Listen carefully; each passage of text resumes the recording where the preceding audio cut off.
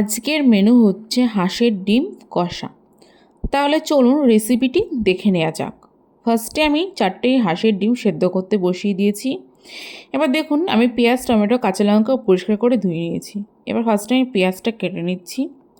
কেটে নেওয়ার পরে ভালো করে কিমা করে নিচ্ছি। এবার দেখুন আমার পেঁয়াজের কিমা কিন্তু কমপ্লিট। এবার পেঁয়াজটা যেমনভাবে কেটেছি সেম তেমনই আমার কী করতে হবে, টমেটোটাও কেটে নিতে হবে। টমেটো কাটাও কমপ্লিট। কাঁচা লঙ্কাও আমি কেটে নিয়েছি। এবার আমি ডিমগুলো খোসা ছাড়িয়ে রেখেছিলাম। এবার ডিমগুলো আমি একটু কেটে নিচ্ছি যাতে ডিমের ভেতরে মশলার ফ্লেভারগুলো যায়। এবার দেখুন আমার ডিম কাটাও কিন্তু কমপ্লিট হয়ে গেছে। এবার আমি একটা কড়াইতে কিছুটা সর্ষের তেল নিয়েছি। এবার তেলটা আমি গরম করে নিচ্ছি। তাতে কিছুটা দিয়েছি লবণ। এবার একে একে সেই খোসা ছাড়ানো ডিমগুলো আমি ছেড়ে দেবো। ছেড়ে দেওয়ার পরে ডিমগুলোকে ভালো করে কী করতে হবে, ভেজে নিতে হবে। এবার ডিমগুলোর ভেতরে আমি একটু হলুদ দিয়েছি। হলুদ দিয়ে একটু নাড়িয়ে নিচ্ছি। এবার দেখুন আমার কিন্তু ডিম ভাজা কমপ্লিট হয়ে গেছে। একে একে ডিমগুলো তুলে নিতে হবে। এবার দেখুন কালারটা কিন্তু ভালো এসেছে, ভাজাটাও ভালো হয়েছে। এবার তেলের ভেতরে আমি কী করব, গোটা গরম মশলা ফোড়ন দেবো, যেমন লবঙ্গ, দারচিনি, এলাচ এইসব।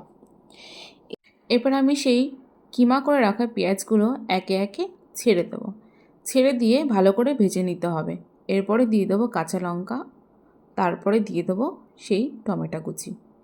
এবার সবগুলোকে ভালো করে ভেজে নিতে হবে। সবগুলো একসঙ্গে দেখুন আমি ভালো করে ভেজে নিচ্ছি। এরপরে আমি দিয়ে দেবো 1 চামচ লবণ, 1 চামচ হলুদ গুঁড়ো, 1 চামচ জিরে গুঁড়ো আর 1 চামচ ধনে গুঁড়ো। এবার ভালো করে মশলাগুলোকে আবারও কষিয়ে নিতে হবে। এবার আমি দিয়ে দিচ্ছি আদা রসুনের পেস্ট। আপনারা চাইলে আদা রসুনের কুচিও দিতে পারেন, কিন্তু আমার কাছে পেস্ট ছিল সেই জন্য পেস্টটা আমি দিয়ে দিচ্ছি। এবার পেস্ট দেওয়ার পরেও ভালো করে মশলাগুলোকে কষিয়ে নিতে হবে।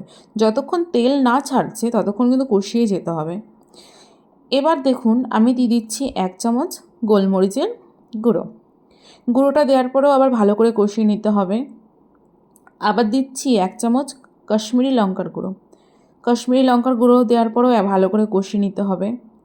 আবার একটা দিচ্ছি হলো বাতাসা, গুড়ের বাতাসা। এটা গুড়ের বাতাসা দেওয়ার পরেও আবার ভালো করে কষিয়ে নিতে হবে। দেখুন তেল ছেড়ে দিয়েছে। এবার আমি একটু কিছুটা গরম জল অ্যাড করেছি। গরম জল দেওয়ার পরে ভালো করে কষিয়ে নিতে হবে। এবার দেখুন মশলা থেকে কিন্তু তেল ছাড়া শুরু করে দিয়েছে। এবার আমি একে একে কী করব, ভেজে রাখা ডিমগুলো দিয়ে দেবো। ডিমগুলো দিয়ে আবার ভালো করে আমার কী করতে হবে, কষিয়ে নিতে হবে ভালো করে, যাতে মশলাগুলো আর কি ফ্লেভারগুলো ডিমের ভেতরে যায়। এবার তার আগে কিন্তু আমি একটু জল অ্যাড করেছিলাম, যেটা দেখানো হয়নি। দেখুন জল দেওয়ার পরেও কিন্তু আমার মশলা থেকে তেল ছেড়ে দিয়েছে। দেখে বোঝা যাচ্ছে যে আমার ডিম কষা অলমোস্ট রেডি। এবার কি করব, আমি 1 চামচ গরম মশলা দিয়ে আবারও মিশিয়ে নেব। মিশিয়ে নেওয়া হয়ে গেলে আমার ডিম কষা কিন্তু একদমই কমপ্লিট। আপনারা অবশ্যই বাড়িতে একবার হলেও বানিয়ে খাবেন, খেয়ে দেখবেন কেমন লাগে। গরম ভাতের সঙ্গে তো দারুণ লাগে, এবং খেয়ে কিন্তু আমাকে জানাবেন। এবার দেখুন এটা আমার ডিম কষার ফাইনাল লুক। কেমন হয়েছে আপনারাই দেখে জানাবেন, এবং আপনারা বাড়িতে বানিয়ে খাবেন, খেয়ে আমাকে রিভিউ জানাবেন যে আপনাদের কেমন লেগেছে। আবার দেখা হবে আগামীকাল। সুস্থ থাকবেন, ভালো থাকবেন।